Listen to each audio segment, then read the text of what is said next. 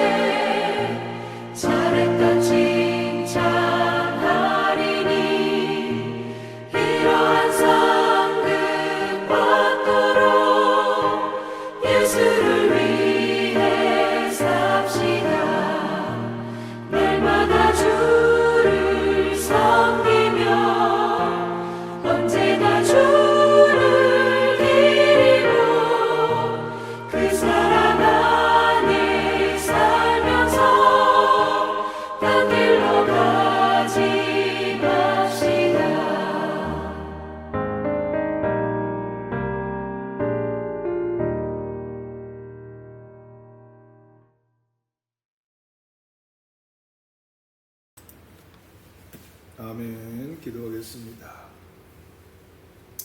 우리 구하신 아버지 하나님, 오늘도 3일 예배로 하나님의 성호를 찬양하며 말씀을 강론하며 은혜 받는 귀한 시간 허락하여 주시니 감사와 찬양을 드립니다. 우리 구하신 아버지 하나님, 사랑하는 만석교를 축복하사 부흥케 하시고 섬기는 성도들의 가정에 평안하여 든든히 서가는 아름다운 역사가 있게 하여 주시옵소서. 귀한 시간에도 은근각제에서 영상을 예배드리는 처소마다 임재하셔서 말씀을 깨닫게 하시고 하나님의 말씀의 의도와 뜻을 분명히 깨달아 하는 귀한 은혜로 축복해 주시옵소서. 특별히 종을 붙들어 사용하사 요한계시록을 강의하는 데 성령께서 더욱더 깊은 말씀을 깨닫고 전할 수 있도록 은혜 베풀어 주시옵소서. 적극적으로 주님을 의지하며 예수님의 이름으로 기도하옵나이다. 아멘. 하나님 말씀 봉독합니다. 요한계시록 9장 17절로 19절 지난 시간에 이어서 최병도 집사님 봉독하시겠습니다. 이 같은 환상 가운데 그 말들과 그 위에 탄 자들을 보니 불빛과 자줏빛과 유황빛 호심경이 있고 또 말들의 머리는 사자머리 같고 그 입에서는 불과 연기와 유황이 나오더라. 이 세 재앙 곧 자기들의 입에서 나오는 불과 연기와 유황으로 말미암아 사람 3분의 1이 죽임을 당하니라. 이 말들의 힘은 입과 꼬리에 있으니 꼬리는 뱀 같고 또 꼬리에 머리가 있어 이것으로 해하더라. 아멘. 아멘. 자, 지난 시간에 이어서 계속해서 함께 말씀을 살펴보도록 하겠습니다. 요한계시록 9장 19절에 이 말들의 힘은 입과 꼬리에 있으니 꼬리는 뱀 같고 또 꼬리에 머리가 있어 이것으로 해하더라. 자, 여러분, 지금까지 우리는 여섯째 나팔 재앙 가운데 2억에 기이한 말 군대를 보았습니다. 그 일이 뿜어내는 불과 연기와 유황은 인류의 3분의 1을 죽음에 이르게 했고 이는 하나님의 철저한 심판의 일환이었습니다. 그런데 본문은 이 군대의 또 다른 위협을 소개합니다. 바로 입만이 아니라 이제는 꼬리입니다. 바로 그 꼬리에도 힘이 있고 해치는 능력이 있으며 심지어 뱀 같고 머리가 있다, 이렇게 말을 합니다. 여러분, 우리는 이 말씀을 단순한 환상으로만 보아서는 안 됩니다. 요한이 본 이 환상은 바로 상징을 통해서 오늘을 살아가는 성도들에게 경고하는 하나님의 언어입니다. 그러면 과연 이 꼬리의 권세란 무엇입니까? 왜 말의 꼬리에 뱀 같은 머리가 있고 사람을 해친다고 하였습니까? 이 말씀 속에는 지금 이 시대를 향한 매우 깊은 영적 진리가 담겨 있습니다.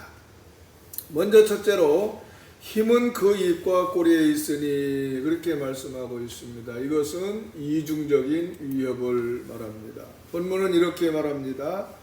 이 말들의 힘은 그 입과 꼬리에 있으니, 여기서 힘으로 번역된 헬라어 디나미스는 성령의 권능, 사도행전 1장 8절에도 사용된 단어입니다.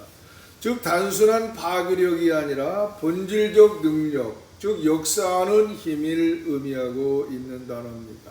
그런데 놀라운 점은 이 군대의 힘이 입뿐만 아니라 꼬리에도 있다고 하는 것이죠. 여러분, 입은 정면 공격입니다. 그것은 누구나 경계할 수 있습니다. 그러나 꼬리는 뒤에서 예상치 못한 순간에 다가옵니다. 이것은 이중적 공격은 정말 은밀한 파괴, 교묘한 유혹을 상징하고 있는 것입니다. 여러분, 이 사탄의 공격은 언제나 두 가지 방식으로 나타납니다. 하나는 정면의 핍박이요, 다른 하나는 배후의 유혹입니다. 핍박은 위적인 공격이지만 유혹은 내면의 침투입니다. 입은 전쟁의 대포 같고 꼬리는 독을 가진 뱀과 같습니다. 다음에 그 꼬리는 뱀 같고 또 머리가 있어 해하더라 그랬습니다. 여러분, 이 구절은 요한계시록 전체 중 가장 기묘하고도 상징적인 문장 중에 하나입니다. 말의 꼬리에 머리가 있다. 뱀 같고 사람을 해친다. 이것은 도무지 우리 현실에서는 볼 수 없는 환상입니다. 하지만 그 안에는 무서운 영적 진실이 있습니다. 우선 뱀 같다는 표현은 매우 중요합니다. 헬라어 원문으로 보면 호우라 아우톤 호모이아 오페이시 이 말인데, 바로 그들의 꼬리는 뱀들과 같으며 이러한 뜻입니다. 여러분, 뱀은 성경 전체에서 매우 일관된 상징을 가지고 있습니다. 바로 사탄, 거짓, 교묘한 유혹, 숨겨진 파괴력입니다. 창세기 3장에서 하와를 유혹한 것도 뱀이었습니다. 요한계시록 12장 9절에서는 이렇게 말합니다. 큰 용이 내쫓기니 옛 뱀 곧 마귀라고도 하고 사탄이라고도 하며 온 천하를 꿰는 자라. 여러분 이 군대의 꼬리는 곧 사탄의 간교한 유혹의 상징입니다. 그리고 그 꼬리에 머리가 있다 이렇게 말하고 있습니다. 이것은 꼬리가 단순히 부수적 기관이 아니라 스스로 사고하고 스스로 결정하며 공격하는 기능을 가졌다라고 하는 상징입니다.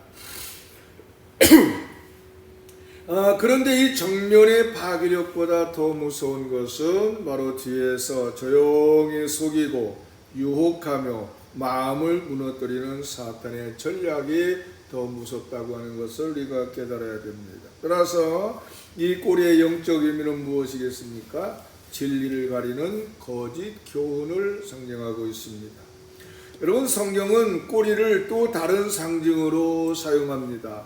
이사야 9장 15절 말씀에 보면 그 백성의 인도자 된 장로와 존귀한 자는 머리요 거짓말을 가르치는 선지자는 꼬리라. 여러분, 이사야는 거짓 선지자들, 즉 거짓 교훈을 퍼뜨리는 자들을 꼬리라고 부릅니다. 왜 그럴까요? 그들은 겉으로는 온순하고 부드러워 보이지만 결국은 사람을 하나님의 진리에서 떠나게 만들고 멸망으로 이끕니다. 오늘날 이 꼬리의 해악은 정말 이 교회 안팎에 가득합니다. 즉 하나님은 사랑이시니 심판이 없을 것이다. 복 받으려면 믿기만 하면 된다. 회개는 너무 극단적이다. 바로 이런 말들이 곧 꼬리에서 나오는 뱀의 유혹이라고 하는 것을 깨달아야 됩니다. 사랑하는 성도 여러분, 바로 이 거짓된 가르침은 설득력 있게 다가오며 우리의 마음을 무너뜨립니다. 요한계시록의 말꼬리에 있는 뱀 같은 머리는 바로 오늘 이 시대에도 영적 혼란을 일으키는 잘못된 교훈의 상징입니다. 다음에 네 번째로 사탄은 앞뒤로 공격한다고 하는 것입니다. 그래서 교인은 전신갑주를 입어야 됩니다. 에베소서 6장 11절 말씀은 이렇게 말합니다. 마귀의 괴계를 능히 대적하기 위하여 하나님의 전신갑주를 입으라. 여러분, 사탄은 정면과 배후 양쪽에서 공격합니다. 그러므로 우리는 앞만 보고 있어서는 안 됩니다. 진리의 허리띠를 띠고 믿음의 방패를 들고 구원의 툴을 쓰고 무엇보다도 말씀의 검, 곧 하나님의 말씀으로 무장해야 되는 것입니다. 뿐만 아니라 말의 입에서 나오는 불과 유혹만 경계하지 말고 꼬리에서 다가오는 유혹과 거짓에도 깨어 있어야 되는 것입니다. 사랑하는 성도 여러분, 오늘 이 말씀을 우리에게 아주 중요한, 매우 중요한 두 가지 적용을 하고 있다고 하는 것입니다. 첫째로 정면의 공격만이 아니라 배후의 유혹에도 깨어 있어야 된다. 여러분, 사탄은 대놓고 공격하는 것보다도 교묘하게 속삭이며 말씀을 왜곡하고 회개하지 않아도 된다, 이렇게 미혹하는데 더 능숙합니다. 두 번째로는 진리의 말씀으로 무장하고 말씀을 기준 삼아야 됩니다. 우리는 많은 말들을 듣습니다. 그러나 그 말이 입에서 나오는 말인지 꼬리에서 나오는 것인지 분별해야 됩니다. 오직 말씀만이 그 기준입니다. 여러분, 사탄은 입에서도 공격하고 또 꼬리에서도 공격합니다. 그러므로 우리는 정말 깨어 있어야 되는 것입니다. 두려움으로 무장하는 것이 아니라 진리의 말씀으로 무장해야 됩니다. 그 말씀이 우리를 살게 하며 우리를 보호하시고 우리를 승리로 이끌어 주실 줄 믿으시기를 바랍니다. 사랑하는 성도 여러분, 요한계시록 9장에서 등장하는 바로 이 2억의 말 군대, 그리고 그들이 가진 입과 꼬리의 파괴력은 우리에게도 너무나 충격적인 이미지로 다가옵니다. 그러나 이 장면은 갑작스러운 파괴의 이야기로 끝나지 않습니다. 오히려 우리는 이 말씀을 통해서 하나님의 심판이 언제나 주권 아래 계획되고 집행되는 역사라고 하는 것을 발견하게 되는 것입니다. 따라서 오늘 우리는 이 본문에 등장하는 이 말 군대처럼 하나님께서 당신의 목적을 위해 때로는 이방의 군대조차도 도구로 사용하셨던 성경적 실제 사례들을 우리가 함께 살펴보려고 합니다. 여러분, 성경은 곳곳에서 하나님의 나라가 된 나라들, 하나님의 도구가 된 나라들, 또 하나님의 도구가 된 민족들, 심지어는 하나님을 알지 못하는 왕들을 보여줍니다. 즉 그들은 하나님의 뜻을 전혀 모르고 하나님의 계획에 사용되었고 그 목적을 다한 후에는 스스로 교만해져서 결국은 심판을 받기도 했습니다. 그 사실은 오늘 본문을 해석하는 데 있어서 매우 중요한 배경이 됩니다. 첫째로 아수르가 있습니다.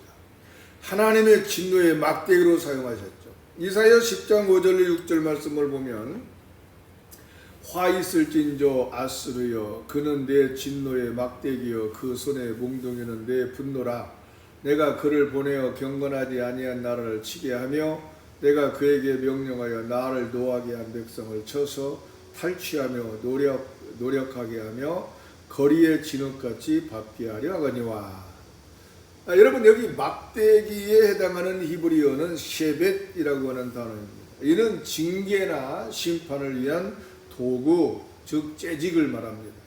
여러분, 하나님은 이스라엘의 불순종을 심판하시기 위해서 우상 숭배로 가득 찼던 아수르 제국을 사용하셨습니다.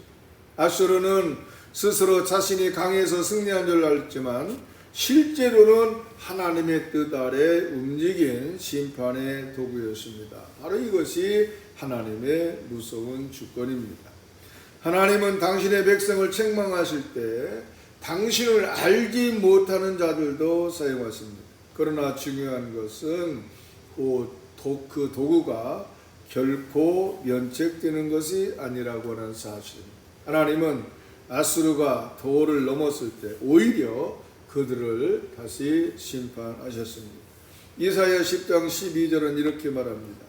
주께서 시온산과 예루살렘을 그 모든 행할 일로 말미암아 벌하신 후에 말씀하시되 내가 아수르 왕의 완악한 마음의 열매와 높은 눈의 자랑을 벌하리라.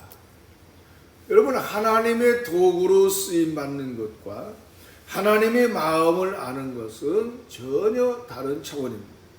하나님은 도구가 아닌 친구로 부르시기를 원하십니다. 여러분, 우리는 단순히 하나님의 사용을 받는 자가 아니라 그분의 뜻에 순복해서 동행하는 자가 되어야 하는 것입니다.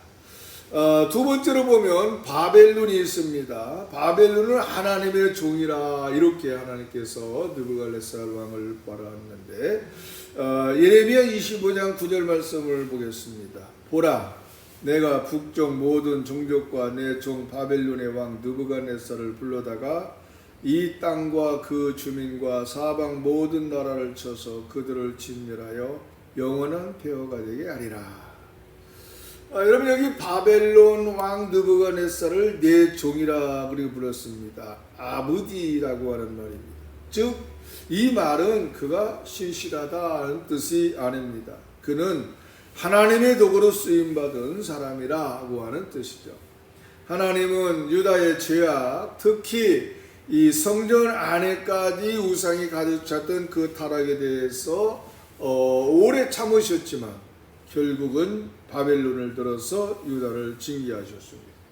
예루살렘은 무너지고 성전은 불탔으며 백성들은 포로로 끌려갔습니다. 하지만 그 느부갓네살도 교만해서 자신을 신격화했을 때 결국 심판을 받았습니다.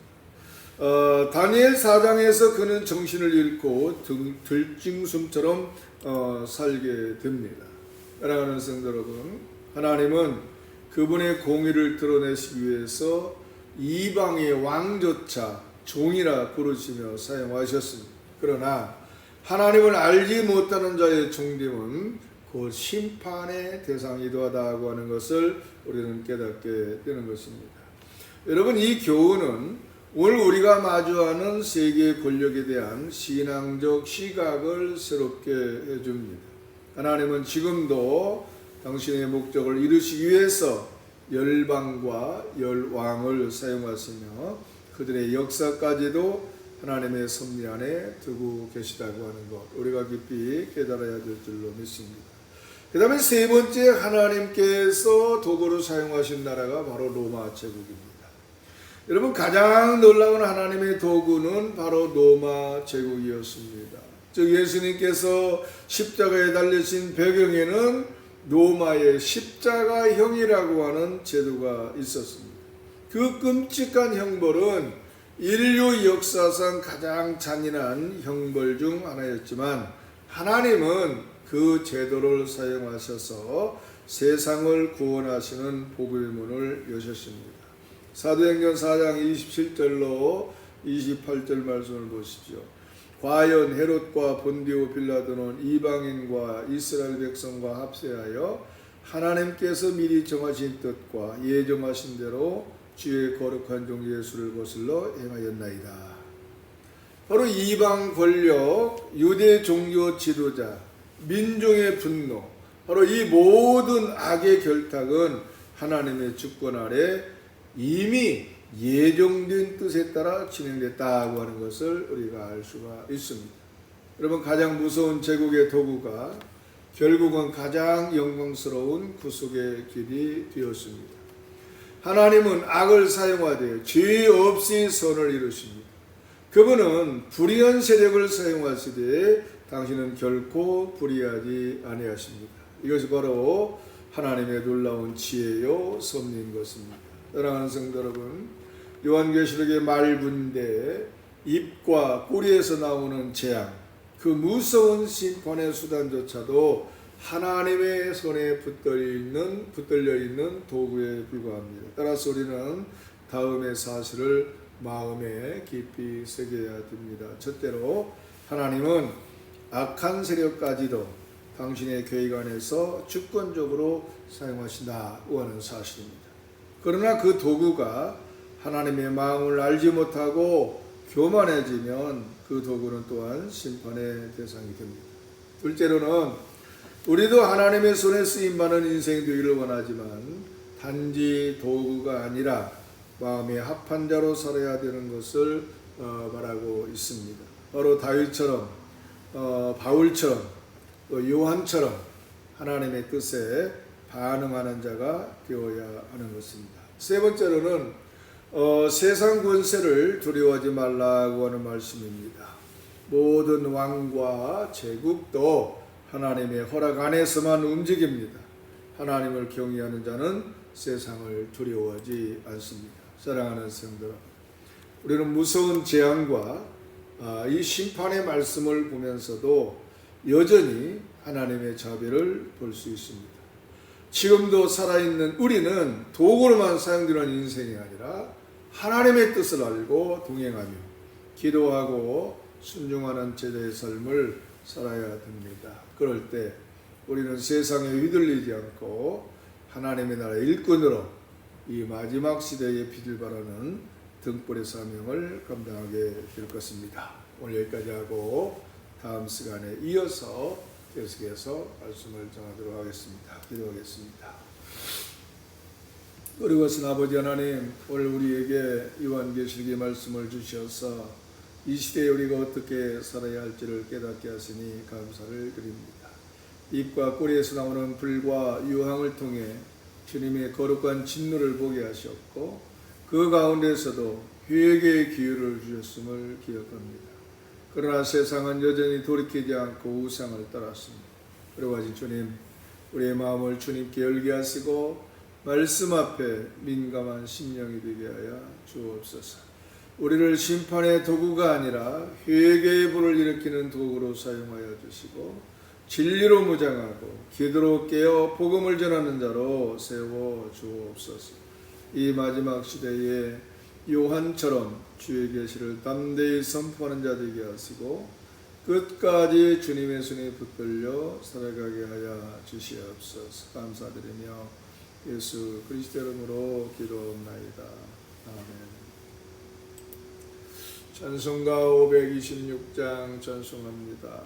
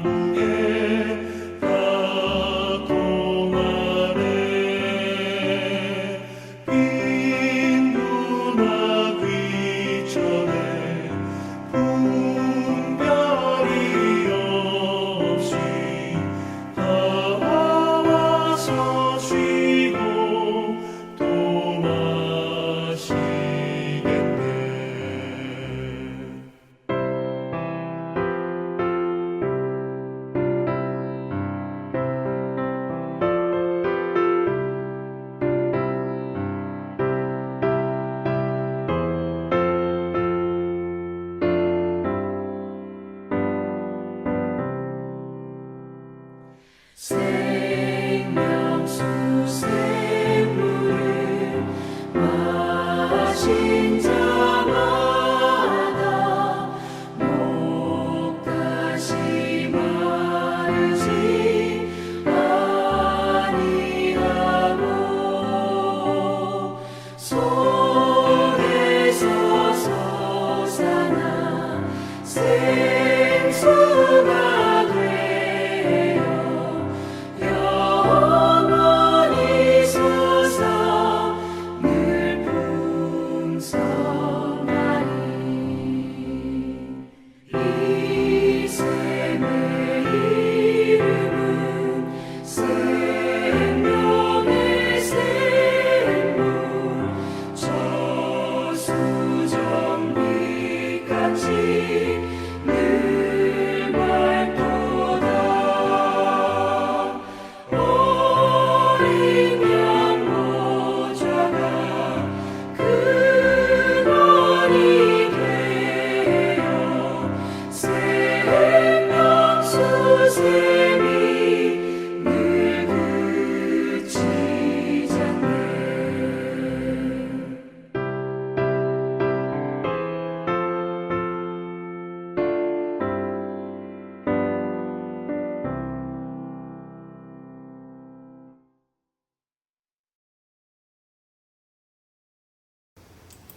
아멘. 주기도문으로 수요일을 마칩니다. 하늘에 계신 우리 아버지여, 이름이 거룩히 여김을 받으시오며 나라가 임하시오며 뜻이 하늘에서 이루어진 것 같이 땅에서도 이루어지이다.